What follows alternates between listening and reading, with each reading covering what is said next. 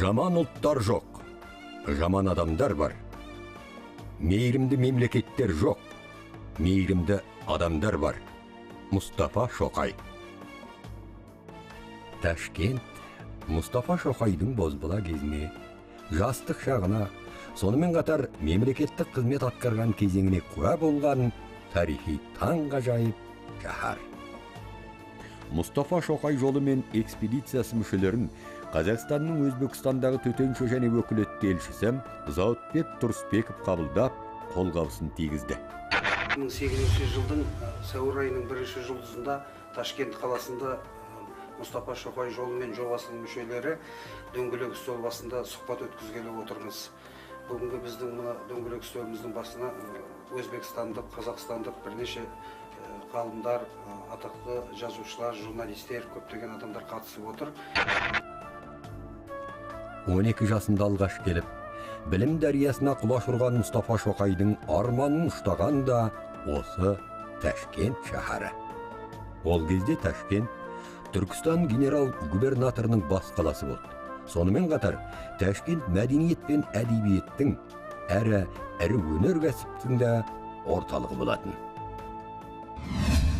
Бұл ғимарат 1875 жылы салынған ғимарат. Патшалық Ресей Ташкентті басы болғаннан кейін осы ғимаратты тұрғызып, ерлер гимназиясы ретінде атаған. Бұл жерде осы Ташкенттегі игі жақсылардың балалары оқыған, сонымен қатар бүкіл Түркістан генерал-губернаторлығындағы халықтардың өкілдері оқыған, қазақтар да біршама оқыған. Соның ішіндегі ең белгілі, соның ішінде біздің Мұстафа Шоқай атамыз да осында 1902 жылдан 1910 жылға дейін осы ғимаратта оқыған. Бүгінде мұнда Ташкент мемлекеттік заң институты орналасқан. Ташкентте көптеген апатты зілзалалар болды, сонда көптеген ғимараттар қирады, бірақ сол кезде сақталып қалған тарихи ғимараттардың бірі Мұстафа Шоқай атамыз оқыған Ташкент ерлер гимназиясы. Бұл ерлер гимназиясы сол қалпында, сол архитектуралық үлгісінде бүгінге дейін сақталынған, тек қана екінші қабатқа кейінірек үшінші қабат қосылған. Қайта өңдеуден өткенімен барлық жаңағы құрылымы, стилі сол қалпында сақталынған. Сондықтан бұл ғимаратты біз Мұстафа Шоқай атамыздан жеткен ең үлкен жәдігердің бірі, ең үлкен естеліктің бірі ретінде қарауымызға әбден болады. 1904-1905 жылдары Мұстафа 3-ші сыныпта оқып жүрген кезінде Ресей империясында төңкеріс болды. Бұл төңкерістер түркістандықтардың да өміріне өз әсерін тигізді. Елде экономикалық және саяси құлдыраулар орын алды.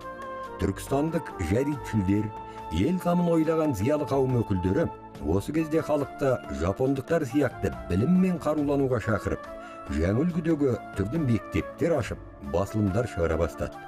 Бұл мәселе студенттер мен гимназия оқушыларының арасында да қызу талқыланып жатты. Ол ерлер гимназиясында оқи жүріп, Ташкенттегі жәдитшілермен, жаңашылдармен, осындағы ағартушылармен етене араласты. Сонымен қатар Бартольдтің өзі бастаған Ашанин, Граменицкий, Керенский, Остроумов және басқа да Вяткин сияқты үлкен ғалымдардың араласуымен ашылған Түркістан археология әуесқойлар үйірмесіне де Мұстафа Шоқай белсене араласып отырды. Шоқай өмірінде сондықтан Ташкент ерекше орын алды. Оның саяси қайраткер ретінде қалыптасуында Ташкенттің атқарған рөлі зор болды. Мұстафа Шоқай мұнда өзге де түркістандық қайраткерлермен етене араласты. Ол әсіресе Махмуд Қожа Бехбуди сынды, Мүневер Қари сынды, Убайдуллах Ходжаев сияқты осы түркістандық жергілікті жәдитшіл, жаңашыл қайраткерлермен танысты. Мұстафа 1910 жылы мектепті өте үздік бітірді. Оның алтын медаль алуына сол кезеңдегі билік, үкімет, генерал-губернаторлық қаншалықты қарсылық жасап баққанымен, бірақ мектеп басшылығы, сол кездегі гимназияның директоры Вознесенский болатын, және қалалық училищелердің директоры Громиницкийде, мектеп оқушыларды барлығы Мұстафаны қолдай отырып, Запреметов тіпті 6 медалды алудан бас тартып, соңында Мұстафа Шоқай мектепті 6 медалға бітіріп шықты. Ал мынау Мұстафа Шоқайдың кәмелеттік аттестаты. 1910 жылдың 17 мамырында Түркістан өлкөсі училищесінің инспекторы Федор Керенскийдің Ташкент ерлер гимназиясының директоры Вознесенскийге жолдаған хатында Мұстафа Шоқайдың гимназиядан кейін Санкт-Петербург университетінің заң факультетінде Түркістан өлкөсінің стипендиясын алып, оқуын жалғастырғысы келетіндігі туралы сұрауы сіздердің берген мәліметтеріңе орай қаралады делінген. Осы хатқа жауап ретінде гимназия директоры Федор Керенскийге жолдаған рапортында Мұстафаның университетте оқу құқының бар екенін жазады. Түркістан өлкөлік оқу-ағарту бас инспекциясының келісімін алған Мұстафа Шоқай 1910 жылы 21 маусым күні Петербург университетінің ректоратына өтініш жазды. Оның өтініші сол жылдың 30 маусымында қаралып, 6 шілде күні жоғары оқу орнына қабылданады. Осы университет қабырғасында оқи жүріп, Мұстафа Шоқай ғылыммен және саяси мәселелермен түбегейлі айналыса бастады. Олардың бірі Ташкентте бастау алған түркология мен тарихқа деген қызығушылық еді. Мұстафа Шоқай атақты түрколог ғалым, профессор Александр Смайловичпен танысады. Смайлович Мұстафадан түрлі жаңылтпаштар жазып алып, сол жылдары «Живая старина» журналында жариялайды. Самойлович Мұстафа Шоқайды түрколог Вильгельм Радловпен таныстырады. Мұстафаның алғырлығын байқаған Радлов заң факультетін тастап, шығыс тілдері факультетіне ауысуына ұсыныс білдіреді. Бірақ Мұстафа таңдап алған өз мамандығын ауыстырғысы келмейді. Он остался верен.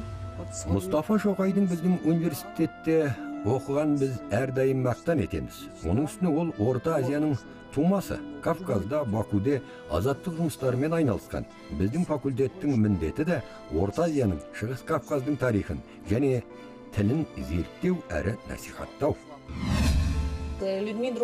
Әкесі Шоқай би Мұстафаның халыққа мін жейтін, қарапайым жұртшылыққа көмегі тиетін заңгер болуын қалады. Мұстафа да адвокат болуды мақсат тұтты. Оның Алашорда партиясының алдыңғы сапында жүргенін тарихтан білеміз. Бұл Мұстафа Шоқай оқыған аудиториялардың бірі. Сол кезге жиһаздар әлі күнге дейін сақталыныпты. Қазір де студенттер осы орындықтарда отырып оқу оқиды. Мұстафа Шоқай мемлекеттік думадағы Түркістан өлкөсінің өкілдігін иемденген жалғыз студент депутат еді. Ол кезде университетте, оның ішінде заң факультетінде тәжірибелі де білімді профессорлар дәріс беретін. Мұстафа Шоқай солардан білім нәрімен сусындап, біліктілікті, іскерлікті үйренді. Саяси қайраткерлігінің ұшталуына Петербург университетінің үлесі қомақты. Мынау университет мұражайы. Мұстафа Шоқай оқыған кездегі оқытушы профессорлар құрамының тізімі мен студенттердің суреттері сақталған альбомдар, сонымен қатар кейбір курстардың оқу журналы да сақталыпты. Университеттен шыққан белгілі тұлғалар кітабында Мұстафа Шоқай туралы берілген мәлімет. Санкт-Петербургда оқитын Түркістан жастары 1906 жылы өз алдына жерлестік қоғамын ұйымдастырады. Жерлестіктің өз кассасы, кітапханасы, көмек көрсететін қоғамы және Түркістан қалаларында өз өкілдері де болады. 1912 жылғы мамыр айындағы отырыстарында осы ұйым Мұстафаға Перовскіге жазғы кештер өткізу үшін мандат береді. Негізін жәдитшілдер мен ауқатты кісілер қалаған бұл қоғам болашағынан үміт күттіретін жастарға көмектесіп тұратын. Мұстафа Шоқай осы қоғамнан қаржылай көмекті алып тұрды. Мұстафа Шоқайдың университет кезеңіне қатысты бүкіл құжаттары Петербордағы осы орталық мемлекеттік тарихи мұрағатта сақталыпты. Наш архив считается Бізде бірінші Петрдің кезінен бастап сақталған құжаттар бар. Мұстафа Шоқайдың да құжаттары сақталған. Петроград заң университеті кезіндегі саяси әрекеті мен сабақ үлгерімі тағы да басқа құжаттары бар. Мұстафа Шоқайдың императорлық Санкт-Петербург университетіне түскен кезінде ашылған нөмір 281 іс құжаты. Бұл Мұстафаның 18-20 жасар кезінде Ташкент қаласындағы Назаров ателесінде түскен фотосуреті. Әскерге алынбайтын туралы құжат. 1914 жылдың 15 қыркүйегінде заң факультетінің деканының атына жазған өтініші. Мұстафа Шоқайдың университетке түсу үшін Ташкенттен жазған өтініші салынған конверті. Мұстафа Шоқайдың сынақ кітапшасы және студенттік билеті. Кітапшаның ішкі беттері. Мұстафа Шоқайдың университет үшін төлеген қаржыларының түбіртегі. 1914 жылдың 24 қыркүйегінде Мұстафа Шоқайдың 15 қыркүйекте жазған өтінішіне орай заң факультетінің толық курсын бітіріп деген куәлігі. Мұстафа Шоқай оқыған университет пен ол тұрған пәтердің арасын Нева өзені бөліп жатыр. Bir жалық көпір арқылы барғанда 10 минуттық қана жол екен. Осы көпірмен Петроград жағы ауданына келесіз, яғни Мұстафа Шоқайдың 1910-1917 жылдар аралығында жалдап тұрған барлық пәтерлері осы ауданда орналасқан. Өйткені бұл университетке өте жақын аудан. Провианская көшесі 10-шы үй, 25-ші пәтер деп көрсетіліпті, немесе Яблочкова көшесі 2-ші үй. Бұл Мұстафаның тұрған пәтерінің терезесі. Мұстафа тұрған Добролюбова, сол кездегі Александровский переулығы, 7-ші үйдегі 42-ші пәтер. Менің қолымда Мұстафа Шоқайдың 1912 жылдың 12 қараша күні өз қолымен толтырылған құжаты бойынша Колпинская көшесі 10-шы үй 8-ші пәтерде тұрған. Сол жылы 12-ші, 14-ші, 10-ші жылдары Мұстафа Шоқай мынау Санкт-Петербург университетінде оқыған кезінде осы ауданда тұрғандығын дәлелдейтін біздің қолымызда көптеген құжаттар бар. Университетте саяси көзқарасы мен ой танымы да толыққан Мұстафа Шоқай, Әлихан Бөкейханов, Әлимардан Топшыбашев, Садри Махсуди, Сәлімгерей Жантөрин сияқты түрік халықтарының саяси жетекшілері ұйымдастыратын алуан түрлі кездесулерден де қалмауға тырысатын. Мұстафа Шоқай Әлихан Бөкейханов пен Александр Керенскийлердің жанында жүріп, мемлекеттік дума мүшелерімен танысты. Шоқайдың тұлға ретінде қалыптасу үшін ең маңызды кезең әрине Петербург кезеңі. Әлихан Бөкейхановтың тікелей ұсынысы бойынша сол Ресей мемлекет думасының жанындағы мұсылмандар фракциясы бар, мұсылман фракциясы. Сол мұсылман фракциясында қызметі. Кейіннен 16-17 жылдары Шоқайдың өзі сол мұсылман фракциясы жанындағы бюрода Түркістан өкілі болып қызмет жасады. Ал енді ол кезде Шоқай студент болатын. Осы мұсылман мемлекет думаның жанында мұсылман фракциясына қызметке келген уақытта Шоқай студент болатын. Осы Түркістанда үлкен көтеріліс болды. Ұлт азаттық қозғалыс болды, 16 жыл көтеріліс. Міне осы 16 жылы Әлихан Бөкейханов сол кездегі мемлекет думаның мүшесі, мемлекеттік кеңестің мүшесі Керенскийге өтініш жасайды. Осы 16 жылы көтеріліске байланысты сіз Ташкент, Түркістанға барып соны зерттеп жан-жақты 16 жыл көтерілістің шығу себебін Түркістандағы соның тарихи маңызын жөнінде мүмкін болса, осы мемлекеттік кеңеспенен мемлекет думада баяндама жасасаңыз деп. Сонымен 17 жылы уақытша Керенский сол кезде мемлекет думаның депутаты Тевкілев екеуі осында Ташкентке келеді. Мұстафа Шоқай мемлекет дума тарапынан сол Александр Керенский менен Тевкілевке көмектесу үшін сол осы жаңағы өкілдікке бекітіледі. Сол кезде Ташкентте қазір орны жоқ. 1916 жылы Керенскийдің келу құрметіне тамыз айында Регина қонақ үйінде, кейін ол Шарқ қонақ үйі болып, мынау жер сілкініске дейін бар болып келген еді. Сонда үлкен қонағасы ұйымдастырды.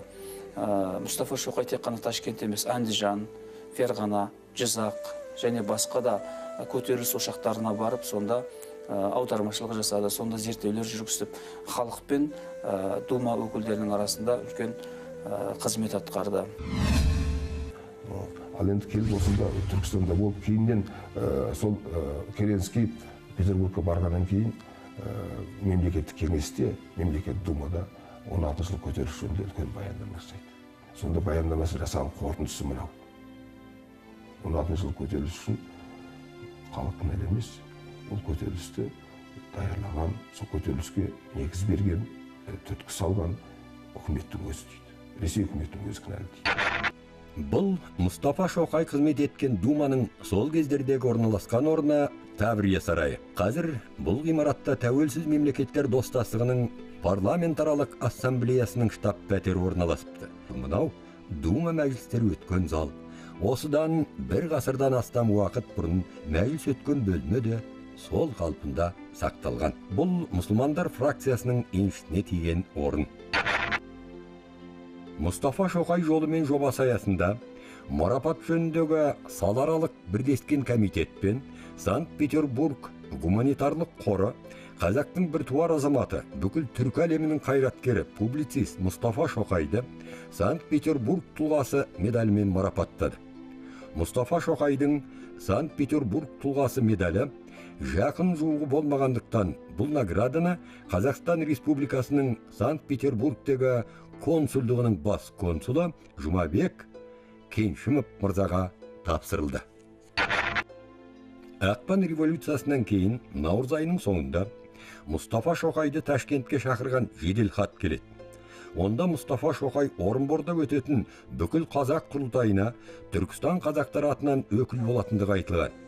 Жедел хатта тағы да Мұстафаның бас қосудан соң Ташкентке бару керек екені көрсетілген. Сонымен Мұстафа Шоқай 1917 жылдың сәуір айының 1-14 жұлдызы аралығында Петербордан Орынборға, одан әрі Ташкентке бет алды. 16 жылы қазақтан миллионнан аса азаматты қанша көтеріліс жасағанменен әскерге алып кетті ғой. Окоп жұмысы деп аталады. Соларды бері қарай енді соғыс бітті деп қайтаратын кезде көп қиындықтар көрген. Пойызға алмайды. Мынау жүк таситын пойыздарға жармасып мінбесе топтасып, сонау Польшадан бері қарай далада қалған. Төңкеріс дейді, революциялық өзгерістер Ресейдегі. Біз үшін бостандық пен ұлт мүддесі үшін қызметтің ашылар есігі сияқты көрінді дейді. Түркістан зиялылары ойладық дейді. Мына революция болды, патша үкіметі сахнадан кетті. Енді біздің еліміздің мүддесі үшін еркін қызмет жасауымызға жағдай туды деп ойладық дейді. Осылайша өз еліне келген Мұстафа Шоқай 1917 жылғы 10 сәуірде Ташкенттегі Түркістан өлкелік жұмысшы солдат депутаттары кеңесінің съезіне қатысады. Ол кезде Ташкент бұрқ-сарқ қайнап жатқан төңкерістің әсерімен үміттенген қайраткерлердің ұйытқы болуымен көптеген жиындар, көптеген құрылтайлар өтіп жатқан болатын. Осы конференциялардың, жиындардың, осы басқосулардың барлығына Ташкенттегі зиялылар ұйытқы болып жатқан. Олар Мұстафа Шоқайдың келуін асыға күтіп отқан еді. Міне Мұстафа Шоқайдың келуімен бірге Ташкентте Шурай Исламия құрылды. Оның төрағалығына Мұстафа Шоқай сайланды. Сонымен түркістандық мұсылмандар 1917 жылы 16 сәуірде мұсылмандар съезін шақырды. Оған 200-дей түркістандықтар қатысады. Осы съезден кейін 24 сәуір күні Түркістан ұлттық орталығы құрылады. Шоқайды мынау мұсылмандар съезі Түркістан өлкелік орталық мұсылман кеңесінің төрағасы етіп сайлайды. Бұл факт оған түркістандық зиялылар тарапынан көрсетілген ең жоғарғы сенімнің көрінісі болады. Автономия жолындағы Түркістан мұсылмандарының екінші құрылтайы 1917 жылдың 8-11 қыркүйегінде Шурай Ислам ұйымы тарапынан ұйымдастырылды. Мұстафа Шоқай мәжіліс төрағасының орынбасары болып сайланды. Түркістан мұсылмандарының 3-ші құрылтайы Улема жамиғаты қоғамның ұйымдастыруымен 1917 жылдың 17-ші 20 қыркүйегінде болып өтті. Бұл құрылтайда мұсылмандар жік-жікке бөлініп, жеке құрылтайлар жасап, өзара айтысып жатқанда, екінші жақтан саясат сахнасына жаңа күш большевиктер белең алып келе жатты. Большевиктер Колосов, Тоболин, Баранов және Успенскийлердің басшылығындағы революциялық комитет 1917 жылдың 11 қараша күні Ташкенттегі билікті өз қолдарына алады. Өкімет басына большевиктердің келуімен уақытша үкімет те өз жұмысын тоқтатты. Қазан төңкерісінен кейін билік басына келген большевиктер, оның басшысы Баранов Мұстафа Шоқайды осы Ташкентте қабыл алып, Мұстафа Шоқайға үкіметке мүше болуын ұсынғанымен, тіпті болашақ үкіметтің басшысы болуын мүмкін екендігін ескерткенімен, бірақ халқының мақсат мүддесін, елінің тәуелсіздігін бәрінен жоғары қоя білген Мұстафа бұлардың барлығын бас тартты. Осылайша Түркістан автономиясын жариялау мәселесі күн өткен сайын күшейді. Бірақ автономияны Ташкентте жариялау мүмкін емес еді. Сондықтан Мұстафа Шоқай серіктерімен қарашаның басында Самарқанға, Ферғанаға келді. Уақытша үкімет құлағаннан кейін мұндағы жергілікті тұрғындардан айтарлықтай қолдау болмады. Сонымен жаңа Марғұланда өткен өлкөлік мұсылмандар кеңесінің отырысында бүкіл түркістандық мұсылмандардың жалпы құрылтайын Қоқанда шақыруды шешті. Сөйтіп жан-жаққа телеграф арқылы хабар таратылды. Түркістан шаһар қала советі и Түркістан өлкө советі. Екеуі келісе маған. Кейін бұлар даже алдын бұлар Скоблевті өткізмекші болған. Қазіргі Ферғанада, қазіргі Ферғанада. Кейін барып Қоқан, өйткені Қоқан ол уақытта промышленный центрде болған. Екінші қала ғой. Өзбекстанның банк системасының ең дамыған қала Қоқан қаласы болған. Ташкентте қаласында емес, Қоқанда таңдау себебі, менің ойымша, оның рамзи мағынасы болған. Оны халықтар, оны легитимация дейді. Бұл Қоқан хандығы тікленді дегенге ұқсас бір, ескі дәулетіміз қайтып келді деген бір пікір береді деген бір мақсаттар жатқан болса керек. 4-ші өлкелік мұсылмандар съезі Түркістанды Ресей Федерациясы құрамындағы Түркістан автономиясы деп жариялады. Съезд ашу мәртебесін Мұстафа Шоқайға дейді. Осы құрылтай мәжілісінің соңында Түркістан автономиясы жария етілді. Мұстафа Шоқай осы Түркістан автономиясының тәуелсіздігін жариялаған соңғы шешімді Мұстафа Шоқай оқыды. Өйткені ол осы құрылтай мәжілісін жүргізіп отырған еді. Құрылтайдан кейін Түркістан уақытша үкіметі құрылып, оның төрағасы ретінде Мұхамеджан Тынышбаев сайланды. Ал Мұстафа Шоқай сол үкіметтің орынбасары әрі сыртқы істер министрі болып сайланды. Осы кезде жер-жерде Түркістан автономиясын қолдаған митингтер өтіп жатты. Мәуліт күні тарихшылардың айтуы бойынша, мен білмеймін қаншалықты рас екен, 60 мың адам жиналған еді. Сөйтіп, Қоқан несін, автономиясын қолдап, қуаттап, жанеға. Ырғыз, Ақтөбе, басқа Торғай қазақтары. Ал не шықып? Қазақ газетінде, басқа газеттерінде, Қазақстанның шыққан газеттерінде қолдап, қуаттап. Бұларды қайтып не аласын бөлесін? Қоқан автономиясында 3 қазақ правительствоға кіріп отыр. Мұхамеджан Тынышбаев, Мұстафа Шоқаев, Абдрахманбек Оразбаев. Қалғандары басқа ұлттан да бар, қалғандары өзбек. Бұдан артық қандай демократия керек? Түркістан автономиясына кіру туралы өтініштерді жан-жақтан түсіп жатты. Сол кезде большевиктер ақылдасып, бұларды қалай жеңуіміз керек дейді. Қалай жеңуіміз керек деп, Ашхабадтан келе жатқан түркмендер менен өзбектердің арасында соғыс ұйымдастырады, пойызда келеді. Верныйдан келе жатқан орыс қазақтары менен тау қырғыздарының арасынан төбелес ұйымдастырады. Тәжіктер менен өзбектердің арасынан төбелес ұйымдастырады. Қан төгіс болады. Сөйтіп ұлттардың кәдімгі қол ұстасып бір мемлекет жасаймыз деп отқан ұлттардың арасының жігін ашады. Мұстафа Шоқай болса, осы кезде қазақ-қырғыз ұлттық ұйымдарымен де байланыс орнату мақсатында және өзі арнайы шақыртылған Орынборда өтетін екінші бүкіл қазақты құрылтайға қатысу үшін желтоқсан айының ортасында Орынборға аттанып кетеді. 1917 жылдың желтоқсанында Орынборда екінші жалпы қазақ съезі болып өтті. Екінші жалпы қазақ съезі қазақ жерін Алаш автономиясы деп жариялады. Қазақ жерін, сол қазақ жерінде тұрған қазақ елін Алаш автономиясы деп жариялады.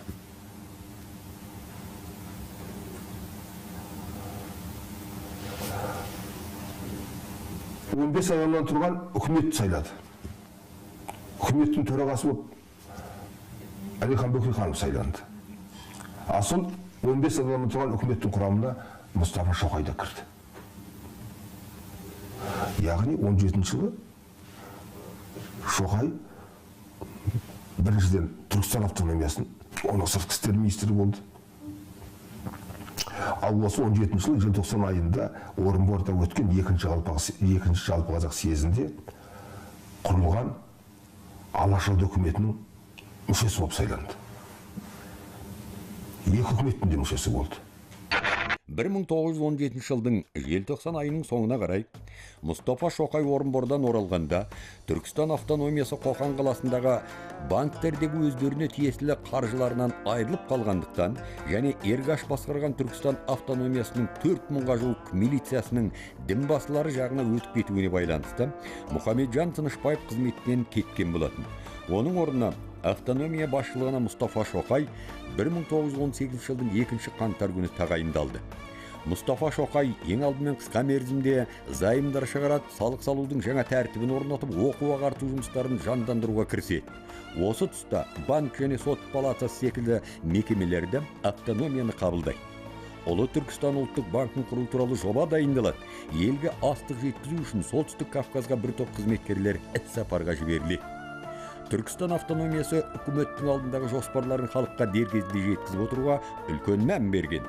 1917 жылдың 13 желтоқсан күні бірінші саны жарық көрген «Известие Временного правительства автономного Түркістан» атты орыс тіліндегі газет шығара бастайды.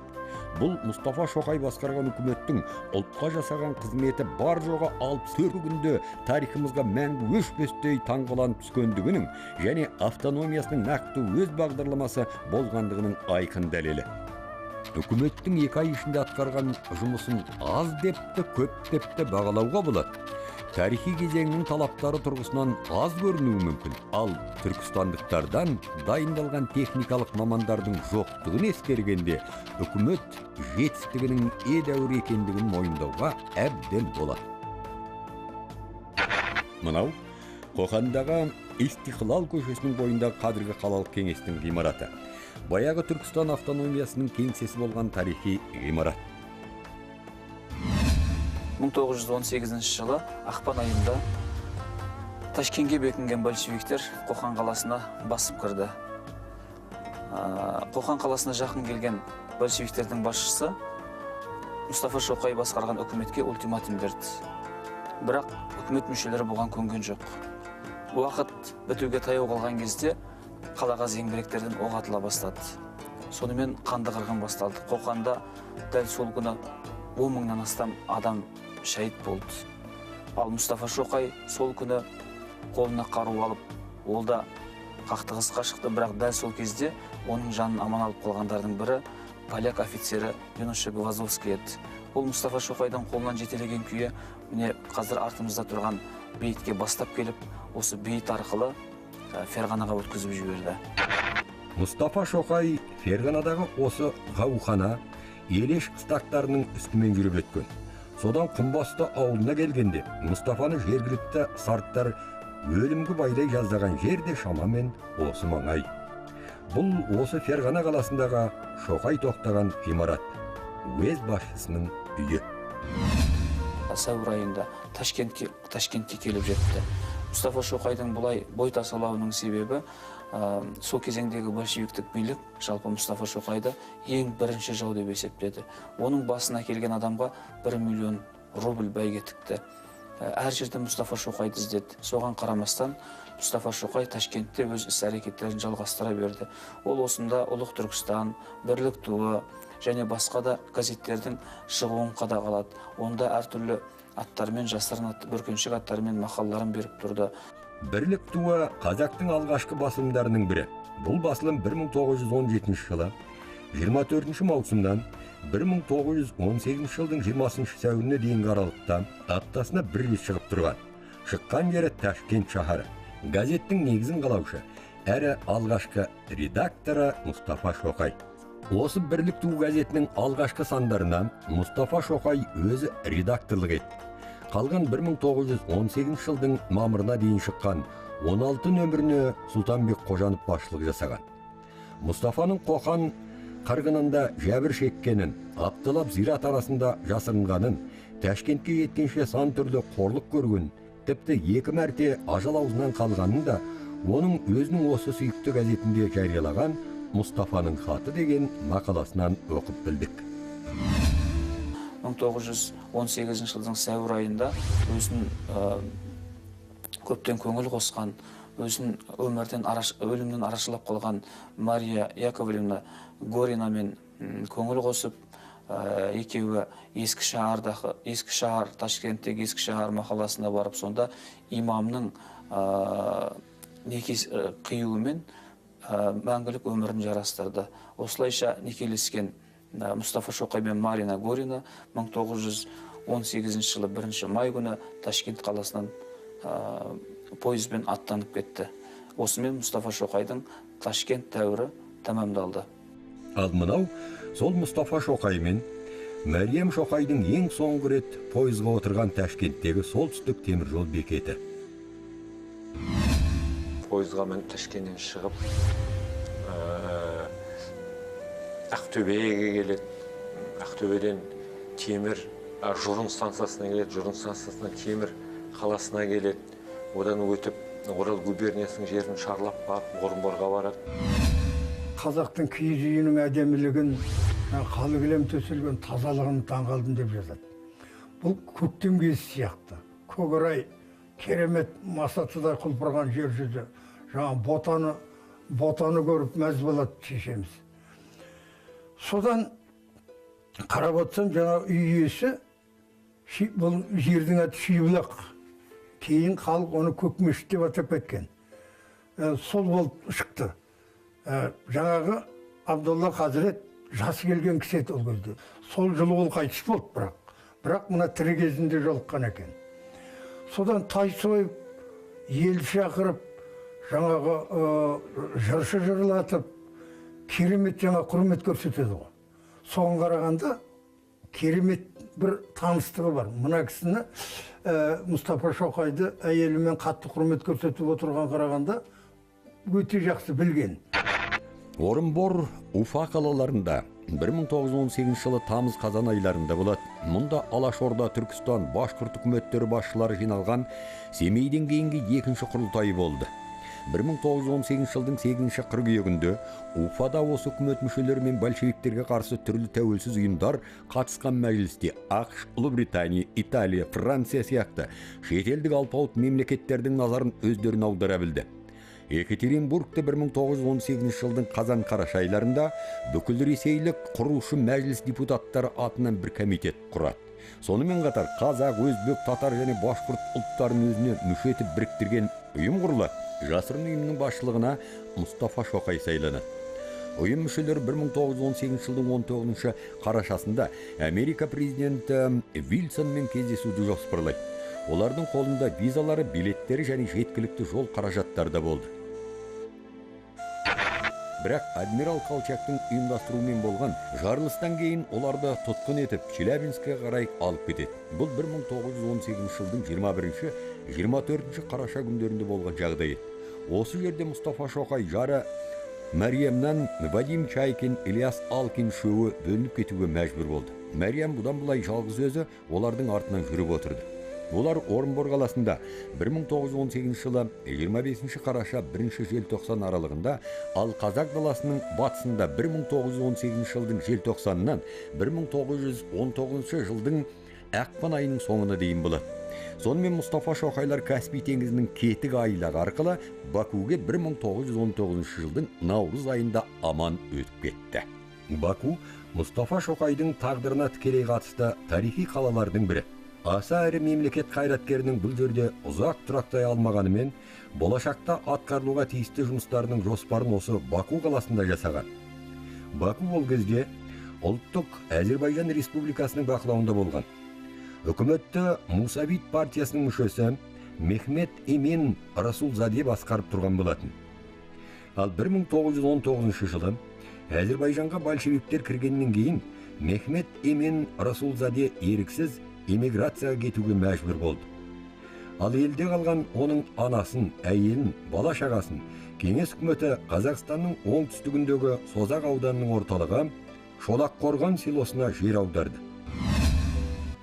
Атам Эмен Расулзадеден екі қыз болған. Кіші ұлының есімін өзі Әзербайжанның Петерде Әзер деп қойыпты. Әзер менің әкем. Елде жаппай аштық пен ауру жайлаған. Сол кезде Мехмет Эмен Расулзаденің анасы Марал ханым аштан өледі. Әжейді жерлейтін, жаназасын шығаратын адам табылмайды. Менің әкем Әзер ағасы Расул екеуі әжелерін өздері жерлейді. Келер жылы менің әжем, яғни әкемнің шешесі Үмбұлбану дүние салды. Мұстафа Шоқай Бакудегі алғашқы күндерінде Вадим Чайкин екеуі ел зиялылары мен үкімет басшыларымен кездесіп, Түркістандағы саяси жағдай мен большевиктердің жасаған озбырлықтар туралы жан-жақты хабардар еткен. Бұл кезде Бакуде 1918 жылдың 20 қыркүйегінде орын алған 26 Баку комиссарының атылуына байланысты қала большевиктердің нысанасында тұрған еді. Мұның өздері де анықтай алмаған. Мұндай жаңағы интеллигент сервиспен. Бірақ кейбір контактылар байланыстар болып тұрған, әсіресе Түркменстанда тұрған ағылшын оккупациялық әскеріменен байланысы.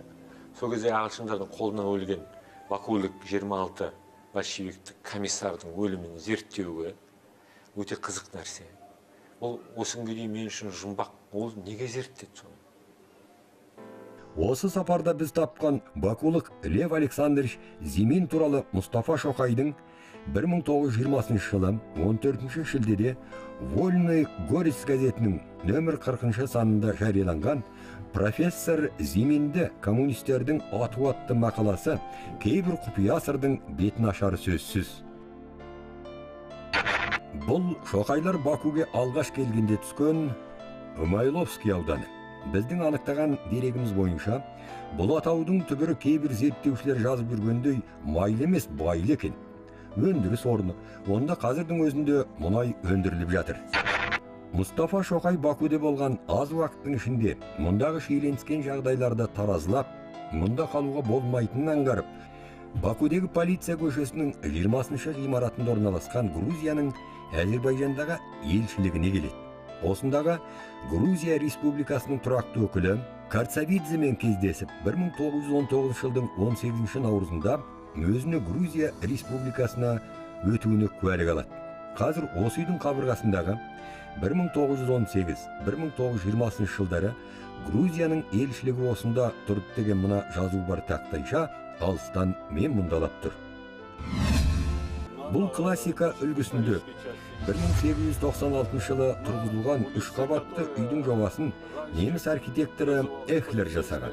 1918-1921 жылдар аралығында бұл ғимаратта белгілі демократтар көп жиналып, жиындар өткізген екен. Бұл негізінен Бакудың ең көлі бөліктерінің бірі болып саналады. Мұстафа Шоқай жары Мәрияммен Тбилиси қаласында 6 айдан кейін қайта табысқаннан кейін осында 1919 жылдың сәуірінен 1921 жылдың наурыз айына дейін тұрады. Осы 2 жыл ішінде Мұстафа Шоқай Грузияның ұлттық демократиялық үкіметінің басшысы Ной Жорданиямен, ішкі істер министрі Исидор Рамишвилимен, сондағы түрлі мұсылман қоғамдарымен және серігі СР партиясының өкілі Вадим Чайкиннің Тбилисидегі достарымен тығыз араласты. Мұстафа Шоқайдың отбасы Тбилисиге алғаш келгендерінде 2 аптадай тұрған қонақ үйі Ариан еді. Көріп тұрсыздар, Мұстафа Шоқайлар тұрған Ариан қонақ үйі бұзылып, орында жаңадан салынатын ғимараттың іргетасына арналған терең шұңқыр қазылып жатыр. Өкінішке орай Мұстафа Шоқай тұрған ескі ғимаратты сақтап қалу мүмкін болмады. Бірақ болашақта осы қонақ үйдің орны салынып жатқан ғимараттың қабырғасына қазақтың біртуар ұлы Мұстафа Шоқайға арнап тақта орналастыруына атсалысамын. Міне біз Тбилиси қаласындағы әсемді тарихи көшелердің бірі осы қонақ үй орналасқан бұрынғы Головин, қазіргі Рушавили көшесін бойлап жүріп келеміз. Сонымен біздің бірінші ат басын тіреген жеріміз осы Тбилисидегі ескі үкімет үйі болды.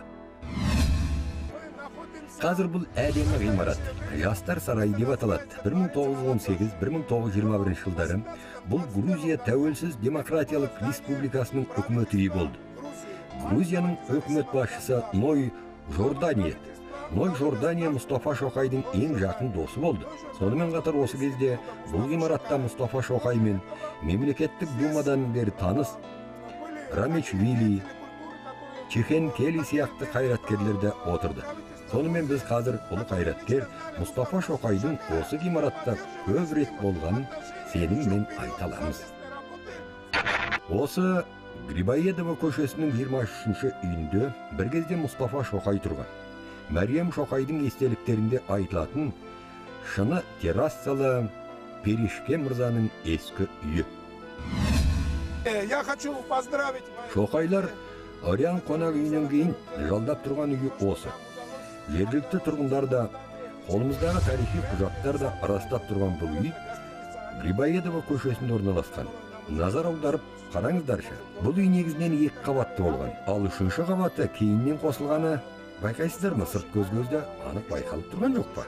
Анау қабырғалардағы әдемі өрнектер сол кездегі үйлерге қолданылған тартымды өрнектер, ал 3-ші қабатында ол өрнектер жоқ, яғни кейіннен қосылған. Ал осы Шоқайлар тұрған пәтердің кіре берісі ас үй. Ішке қарай жүре берсеңіз үлкен залға өтесіз. Бұл залдан балконға тіке шығатын есік. 1920 жылдары бұл жеке адамның үйі болған. Кейіннен ғана үй бірнеше пәтерлерге бөлінген.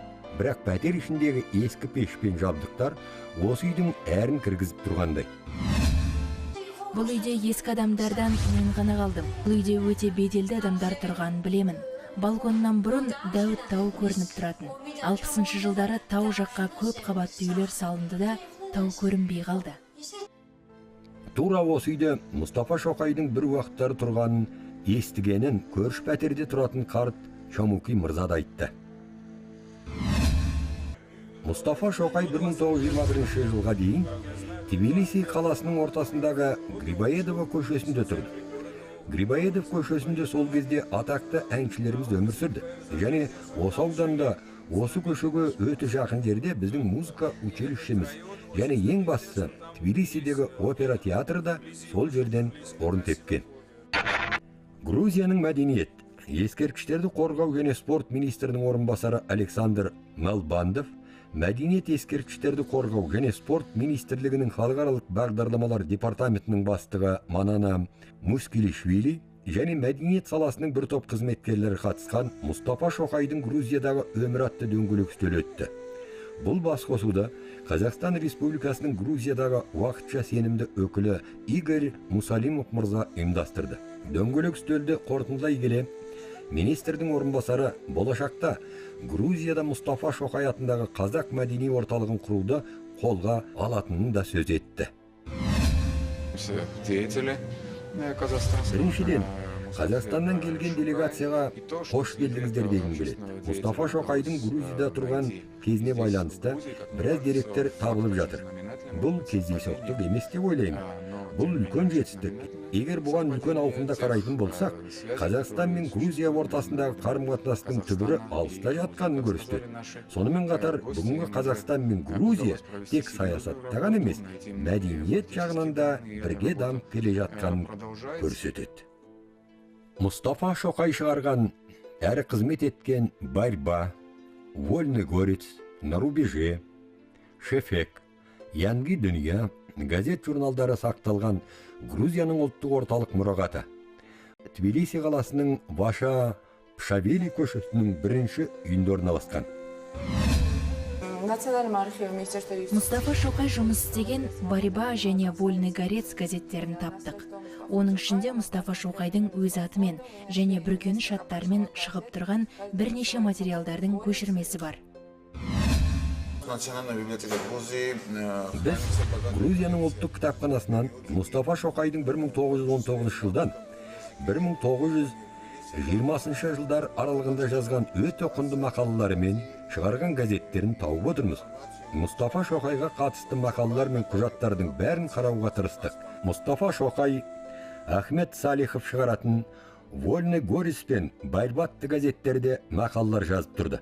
Атап айтар болсақ, «Вольный горец» газетінің 1920 жылғы 16 ақпандағы нөмір 30 санында жарияланған «Шалғайдағы коммунистердің саясат» атты мақала. Мұстафа бұл мақаласында коммунистердің берген уәделерін орындамайтындығын анық жазды.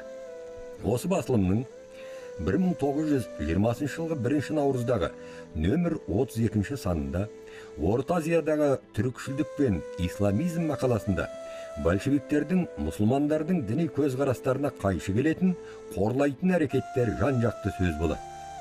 Ал осы басылымдағы Орал қырғыздары мен казактар атты мақалаларында 1918 жылғы Қоқан соғысы және Орал казактарының большевиктермен қақтығысы оларға қазақтардың көмектескендігі төңірегінде айтылады. Мұстафа Шоқайдың қай мақаласын оқысаңыз да ұлт тағдыры, ел мен жер мәселесі батыл айтылады. Грузия парламенті ұлттық кітапханасының атынан біз кез келген екі елдің тарихын, мәдениетін жақындастыратын және сол құндылықтарды сақтау үшін қолдан келгеннің бәрін жасаймыз. Мұстафа Шоқайдың қызметін зерттеу үшін бір ұйым құрылып жатса, біз оған көмектесуге барлық уақытта дайын екенімізді білдіреміз.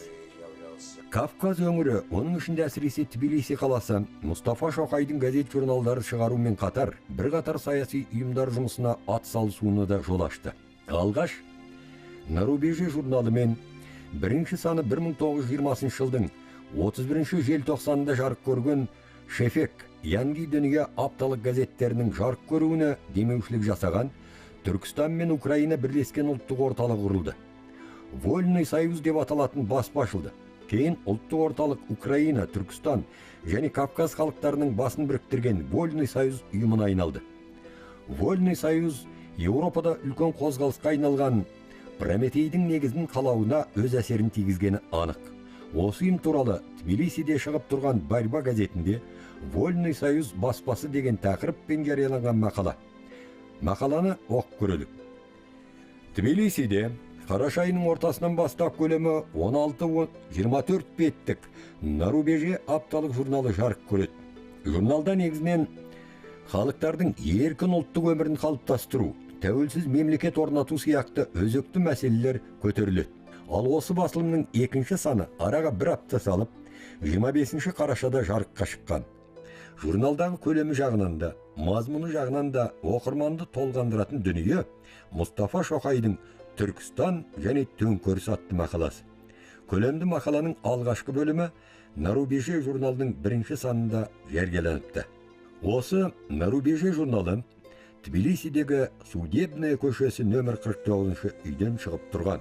Қазір бұл Адарбеков атындағы көше.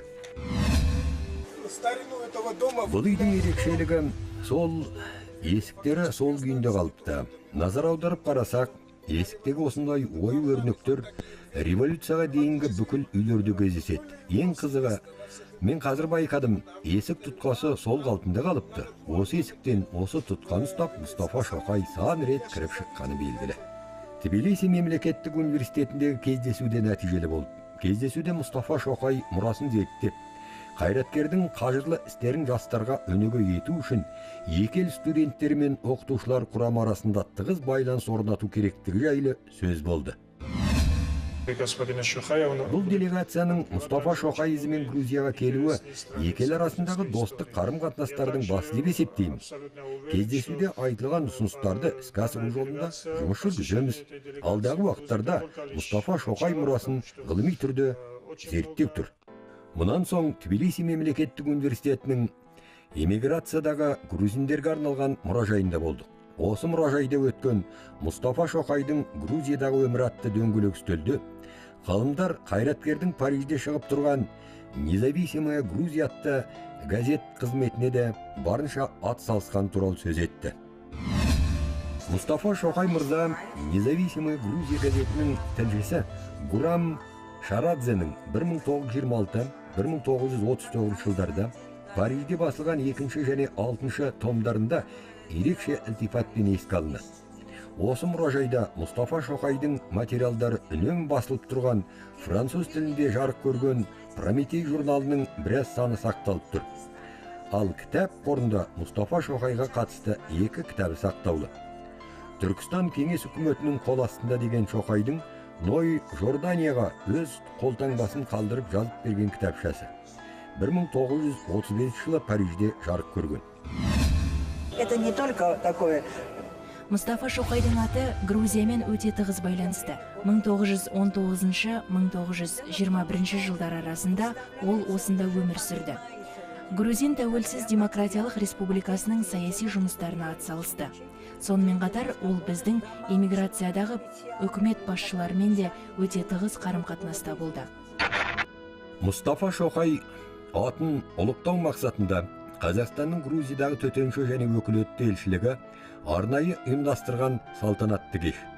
Жиынға Мұстафа Шоқай болған барлық елдер елшілері, грузин тарихшылары, жоғары оқу орны ректорлары, жергілікті және халықаралық басылымдардың өкілдері, қазақ кәсіпкерлері қатысты.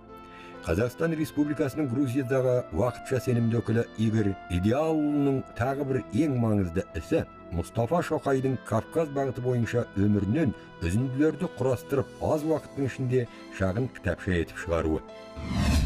Елшілік Мұстафа Шоқайдың өмір жолымен қысқаша таныстыратын осындай кітапша шығарып отырмыз. Бұл өз отаны үшін аянбай еңбек еткен, сол идеясынан танбаған бабамыздың жолында біздің қосқан кішкентай үлесіміз болар деп ойлаймын. Есімі әлемге танымал әртіс Вахтанг Кихабидзе мырза да Мұстафа Шоқай атын Грузия еш уақытта ұмытпайтынын айтып өтті. Мұстафа Шоқайдың Грузия жерінде 2 жыл өмір сүргенін бүкіл Тбилиси біледі. Мен ойлаймын, бұл ұлы тақырып сіздердің осында келіп, оның өміріне қатысты деректер жинап жүргендеріңіз. Грузиндер өте талантты, дара адамдарды өте қатты құрметтейді. Грузияны ұзақ жыл басқарған КСР-ның бұрынғы сыртқы істер министрі, аса көрнекті саясаткер Эдуард Шеварднадзе да сол кездегі кавказдық меньшевиктер мен Мұстафа Шоқай туралы өз ойларын айтқан еді. Ной Жордания грузин халқына қандай еңбек сіңірсе, Мұстафаның тек қазақ халқы ғана емес, бүкіл түркі халқына үлкен еңбек еткені маған тарихтан мәлім. Ол большевизмге қарсы күресті. Біздің Кавказдың да тәуелсіздігін аңсады. Кеңес үкіметі бұл жерде 1921 жылы орнады. Ной Жордания бастаған үкімет мүшелері Батуми арқылы Түркияға, одан Францияға кетті. Осы топтың ішінде Мұстафа Шоқай да болған тәрізді. Ной Жордания Түркияда біраз уақыт тұрақтап қалған. 1921 жылдың 25 ақпан күні Тбилисиде Серго Орджоникидзе бастаған қызыл әскерлер басып алды. Меньшевиктер партиясы үкіметпен туған елді де еріксіз тастап шығуларына тура келді. Бұл топтың ішінде Мұстафа Шоқай да бар еді. Олар Тбилисидің осы теміржол бекетімен Кутайси арқылы Батумиге қарай жүретін пойызға отырады. Батуми теміржол бекеті ол кезде дәл осы жерде болған, қазір қала сыртына көшірілген. Батумиде Мұстафа Шоқай большевиктердің Грузияны жаулап алуы, ондағы мұсылмандардың орны жайлы Батумская жизнь газетіне 1921 жылдың наурыз айының алғашқы күндерінде бірнеше мақала жариялайды. Анау ғимарат теміржол вокзалы еді. Пойыз осы жерге дейін келетін. Қазір бұл теміржол жоқ. Ной Жордания мен оның үкіметі Тбилисиден пойызбен шығып, осы вокзалдан түседі. Олардың саны шамамен 2000-дай болған. Олардың ішінде ғалымдар, жазушылар, журналистер де болған. Олар сол кезде Грузияның құнды заттарын большевиктер талан-таражға салынбасын деп Францияға 300 жәшікке тиеп алып кеткен. Оларды 1944 жылы сол күйінде Грузияға қайтарады. Бұл заттар қазір Грузияның мұражайларында сақталған. Батуми мұрағатынан біздің тапқан ең үлкен олжамыз Мәриям Шоқайға берген ресми анықтаманың көшірмесі болды. Құжат мұрағаттың құпия бөлімінде сақталған.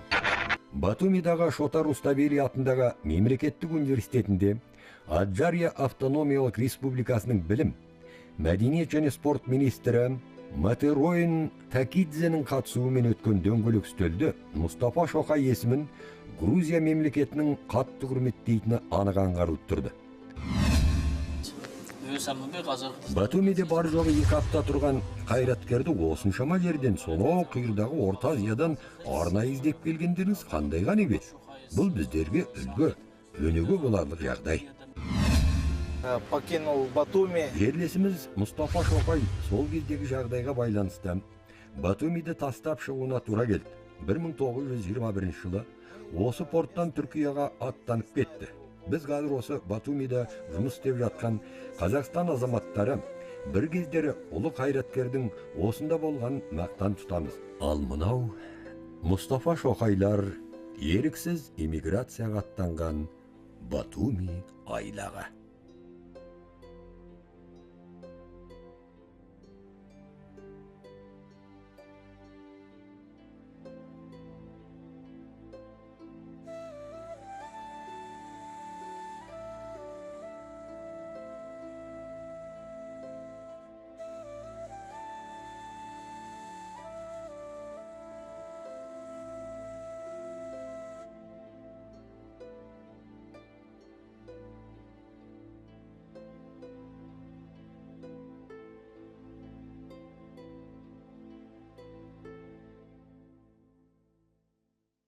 жазды.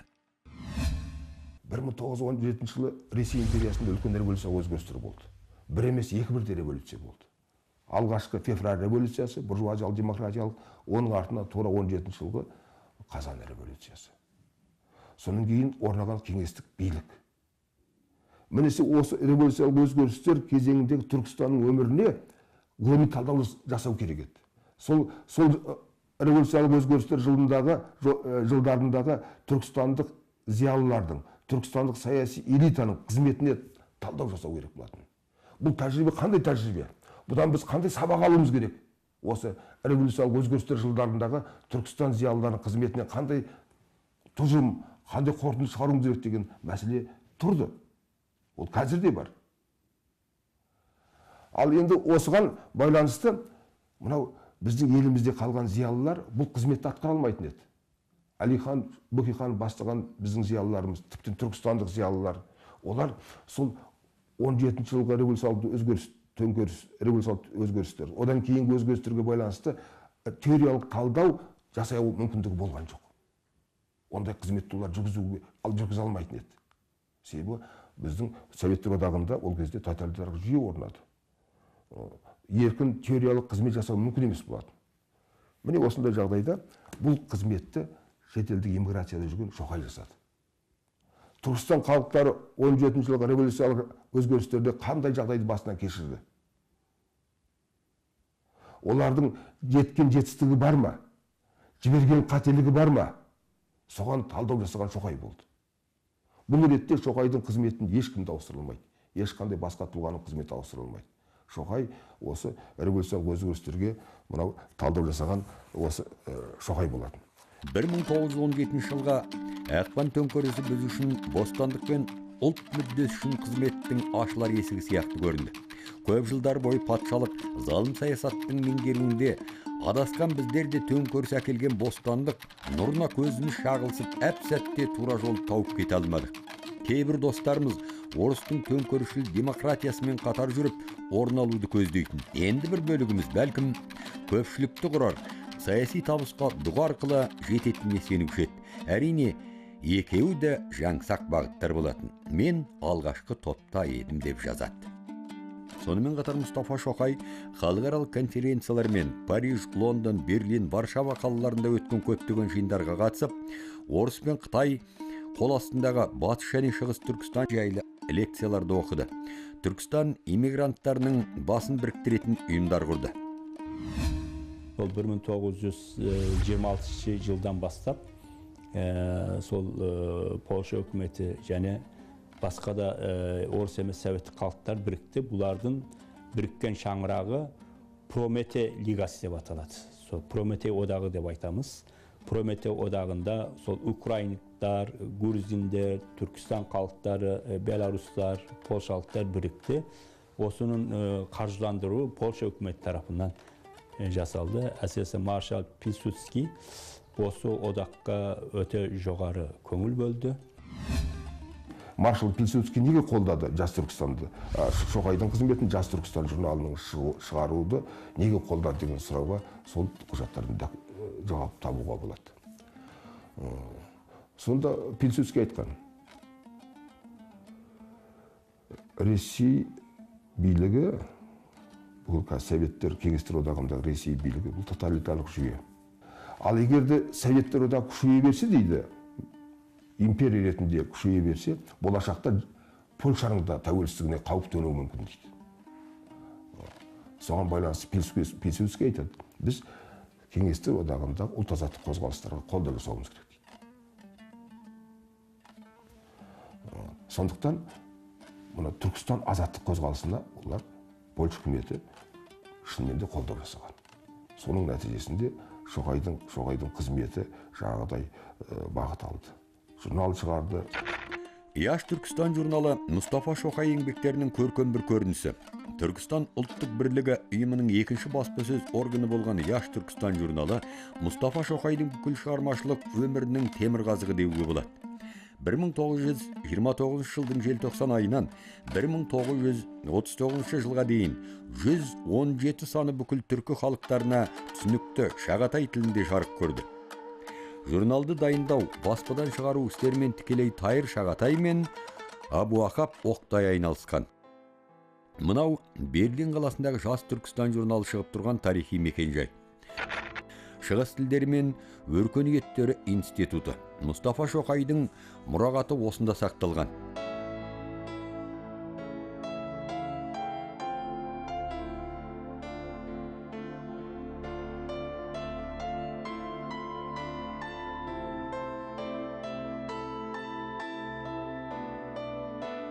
Түрлі құжаттары, қол жазбалар, барлығы 10 жәшікке бөлініп оқыпты жинастырылған.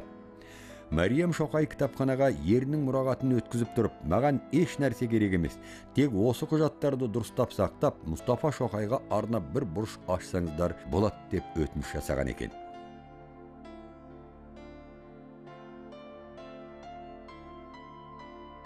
Эмигрант орыстарды зерттеусімен көптен шұғылданып жүрген тарихшы Андрей Карликовтың орыс иммиграциясының фотосуреттері. Франция 1917-1947 атты фото альбомынан біз тапқан Мұстафа Шоқайдың бұрын соңды өзге ешқандай басылымда жарық көрмеген суреті. Францияның Шел қаласы немесе Мәриям Шоқай жерленген жер бүкіл Алаштың қалаберді түркі халқының азаматын алақанында аялаған, бүкіл саналы ғұмырын соның жолында құрбан еткен асыл жар, қайраткер әйел зиратының басында тұрмыз. Осыдан 3-4 жыл бұрын бұл кісінің басына ешкім келмейтін. Біз де таң қалатынбыз. Кім екенін білмейтінбіз. Міне енді үлкен қайраткердің жары болғанын білеміз. Ендігі бағытымыз Фонтенбло қаласы. Парижге келгендер 60 шақырымдай жердегі бұл шаһарға соқпай кетпейді екен. 12 ғасырдан бастап 8 ғасыр бойы Франция корольдері осы қорғанда тұрып келген. Фонтенбло қаласының әкімі бастаған бір топ зиялы қауым өкілдерімен болған кездесу. Қазақтар сияқты жылқы мен тазы ит өсіретін Фонтенбло қаласына соқпайтын адам кемде кем. Бұл жер қарағайлы, табиғаты керемет жерлердің бірі болып саналады. Nous connaissons bien sûr Mustafa Шоқай et l'importance qu'il a pour votre pays. Мұстафа Шоқай Францияның мәдениетін қабылдаған кісі. Бұл жерге өнер мен ғылым адамдар көп келген. Бүгінгі күнге дейін де Қазақстан мен арамыздағы қарым-қатынас өте жақсы дамып отыр. Болашақта да бірге жұмыстар атқармақ жоспарларымыз бар. Мұстафаның өліміне 40 күн толғанда мен оған арнап Париж мешітінде еске алу рәсімін өткізіп, Дебасси залында саяси күн ұйымдастырдым. Оған Украина, Азербайжан, Грузин иммигранттары мен кавказдықтар және басқа да ұлттың өкілдері қатысып сөз сөйледі. Бәрі Мұстафа туралы, оның қызметі жайлы айтты деп жазды Мәриям Шоқай өз естелігінде.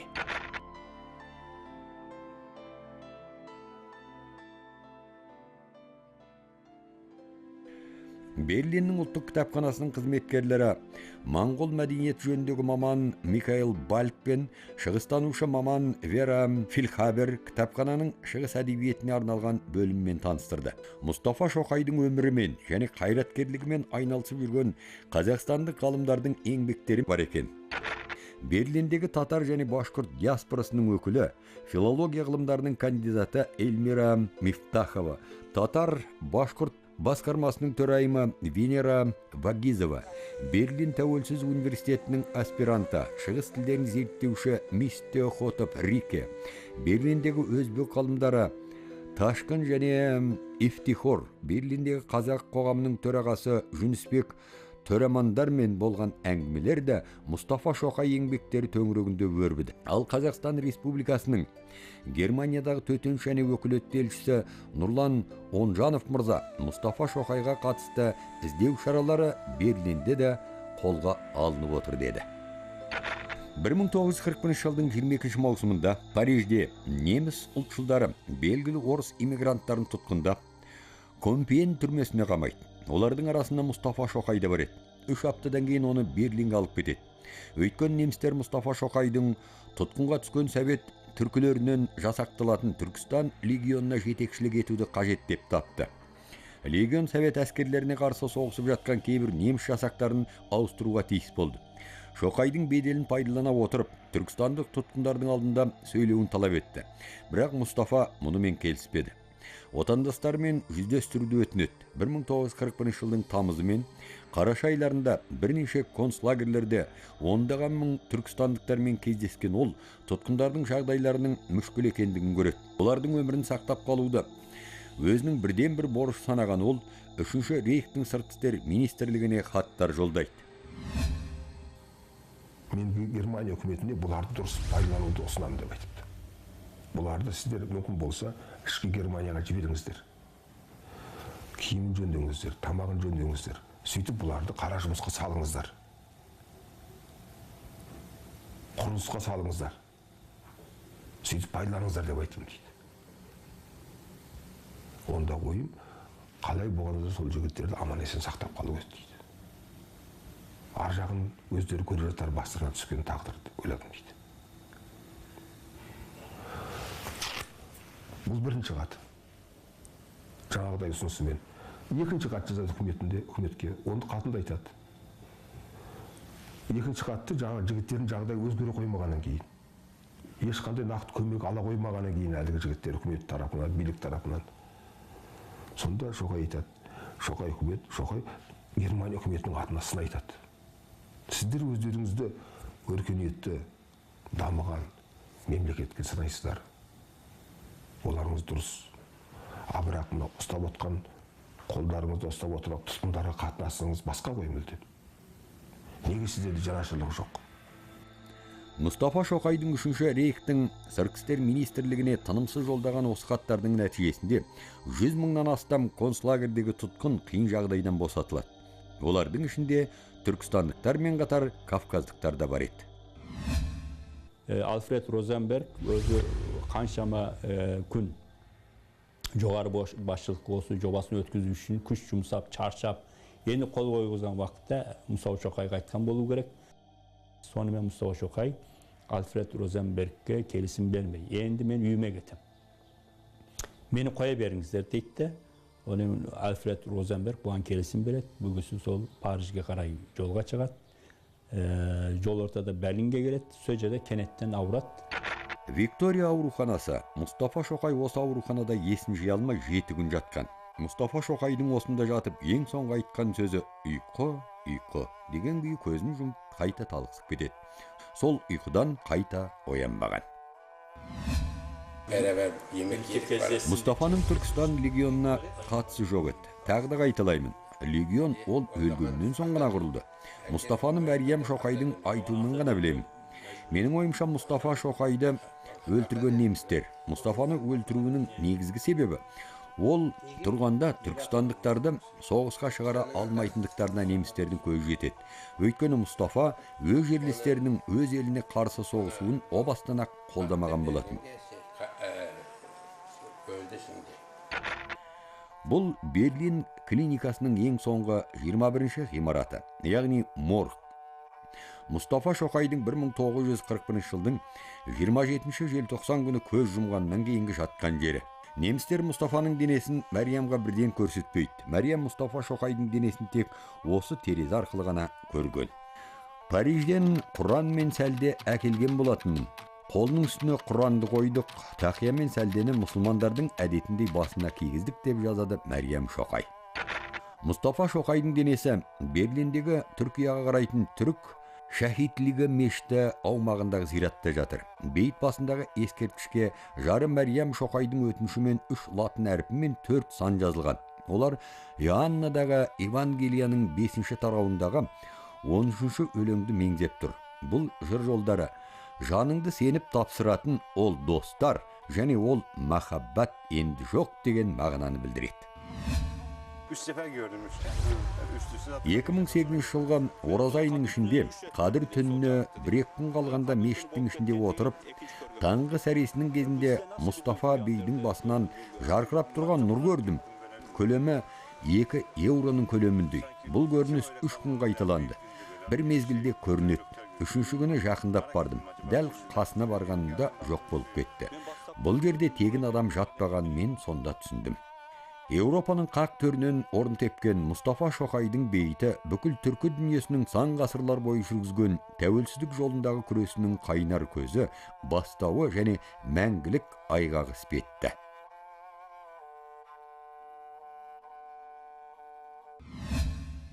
Ең іргелі де өзекті мәселелердің бірі бұл әрине тұтас түркі ел идеясы. Әйтпесе тұтас Түркістан идеясы. Шоқайды бұл идеядан бөлек алып қарау мүмкін емес. Шоқай мұрасында, ол теориялық қызметінде, Шоқайдың практикалық қызметінде өзекті жіп ретінде созылып жатқан мәселе осы Түркістан, түркі ел идеясы. Түркі елінің тұтастық идеясы. Біз егер де осыны бағалай алмасақ, осыны өз дәрежесіне көтере алмасақ, онда біз Мұстафа Шоқайды түсінбегеніміз болып табылады. Бұл ең іргелі мәселе. Ең іргелі мәселе. Қазіргі уақытқа шейін өзінің өзектігін жоғалтпаған мәселе. Түркі елдерінің тұтастығын 20-ші ғасырда түркі елдерінің тұтастық идеясын Шоқай түркі халықтарының геосаяси жағдайымен байланыстырды. Осыдан шығарды. Ал империялар қоршауындағы геосаяси мүдделер тоғысындағы Түркістан халықтары өздерін жеке-жеке этнос, мемлекет түрінде емес. Шоқай айтады, түркі халықтары 20-ші ғасыр жағдайында өздерін жеке-жеке этнос ретінде, жеке-жеке мемлекет ретінде сақтау қиын болады. Түркі халықтары өздерін сақтағысы келсе деді, күрделі геосаяси жағдайда, шығысында Қытай империясы, батысында Орыс империясы, және басқа геосаяси мүдделер жағдайында түркі халықтарының жеке-жеке мемлекет этнос ретінде өздерін сақтау өте қиын деді. Олар өздерін бір мемлекет, этникалық бірлік ретінде ғана сақтап ілгері дами алады деді. Сондықтан Шоқай Түркістан халықтарының федерация дейді, конфедерация түрінде болғанын қалады. Шоқай мынау кеңестік, мынау биліктің 1924-25 жылдардағы территориялық республикалық жіктеуіне қарсы шықты. Яғни Мұстафа Шоқай жаңа қалыптасқан жағдайға байланысты түркі халықтарына ру тайпа, тіптен жеке-жеке ұлыс түрінде емес, тұтас бір түрік этносы, түрік халықтарының конфедерациясы, одағы ретінде өмір сүруге шақырды. Мұндай одақтың негізі не болуға тиіседі Шоқайдың түсінігі бойынша? Түркістан халықтарының, түркі халықтарының тұтастығы идеясына не жатуға тиіседі? Шоқайдың түсінігі бойынша біріншіден түркі халықтары жаңа жағдайда өздерінің көп ғасырдан бері қалыптасқан құндылықтарын сақтасын деді. Құндылықтарын сақтау керек. Тіл бірлігі, дін бірлігі, ортақ тарих, ортақ салт дәстүр сияқты құндылықтар сақтау керек деді Шоқай. Бұл өте маңызды нәрсе болды. Өздерінің ортақ құндылықтарын сақтауға тиіс деді Шоқай. Бұл біріншіден. Екіншіден, міне осы құндылықтарды жаңа сұраныстарға сәйкес байытып, оларға жаңа тыныс беру керек деді. Осы құндылықтар сақтап, оларға жаңа сұранысқа, жаңа заманға, жаңа жағдайға байланысты жаңа тыныс беру керек, жаңа мазмұн, жаңа өріс беру керек. Бұл екіншіден. Үшіншіден, Мұстафа Шоқай үшін тұтас түркі идеясы 20 ғасырдағы бұл әрине түркі халықтардың өзара жан-жақты байланысын тереңдету, дамыту. Экономикалық, мәдени, саяси, жан-жақты байланысын дамыту. Шоқайдың соңғы сөйлеген сөздерінде Шоқай айтады, менің бар үмітім түркі жастарында. Түркі жастары осы тұтас Түркістан идеясын тура қабылдап, жан-тәнімен соны ары қарай дамытса, түркі халықтарының, түркі этносының болашағы зор дейді. Жастарға қатты үміт артқан. Түркістанның жастары айрықша бұл мақсатымызға жеткізуге қарасып, тырнасып жатыр. Біздің мақсатымыз жалғыз Түркістанның ғана емес, bütün Türk өлкелерінің, bütün Türk халқының дос болып, өзара бірлік, бірадарлық түрін жасап, сыртқы дұшмандарға қарсы өзінің толықтығын, үкіметінің толықтығын білдіріп қою, ойымызға жетеміз, талабымызды орнына келтіреміз деген иманымыз зор, күшті. Түрік халқы батыр халық, түрік халқы арыстан ел халық. Кімнен саяқ жегендей, біздің түріктің баласы алдырып жүрген дұшманға аузының аласы. Бұл нақыл сөзді ұмытпауымыз керек. Бәріміз бір болсақ, біздің жеңілдей тұрған жауымыз болмайды. Мақсатымызға жетеміз.